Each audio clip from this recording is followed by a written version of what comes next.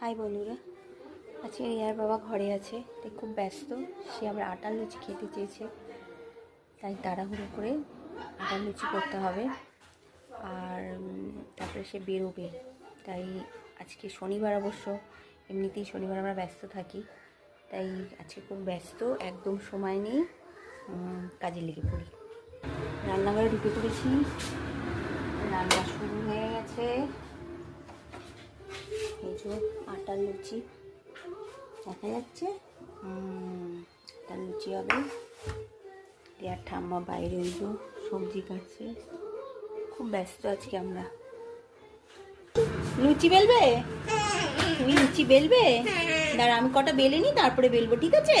হ্যাঁ হ্যাঁ, দাঁড়াও দাঁড়াও দাঁড়াও, দেরি হয়ে যাচ্ছে। বাবা খাবে বলে লুচি বেলছে। বাবারি, কি আটকে গেছে। হ্যাঁ, এই তো ছেড়ে গেছে, কি সুন্দর। বেলো বেলো বেলো বেলো। রেয়াও ব্যস্ত হয়ে পড়েছে লুচি বেলতে। দাও ওটা, দাও ওটা, বেলেছো দাও, ভাজবো। বাবা, দাঁড়াও দাঁড়াও দাঁড়াও দাঁড়াও, হাত দেবে না, কড়াইতে হাত দেবে না। তুমি দাও আমার, আমি গরম গরম লুচি হচ্ছে, এবার আমরা সব খাবো। আমার বেলা হয়ে গেছে, একটু লুচি বাকি আছে। লুচি খেয়েছো? এই বাবা, থালার উপরে রেখে কি লুচি খায়? হ্যাঁ, লুচিটা কি করেছে, ভালো হয়েছে? আচ্ছা ঠিক আছে, খাই দাও আমাকে, খাই দাও। এ বাবা,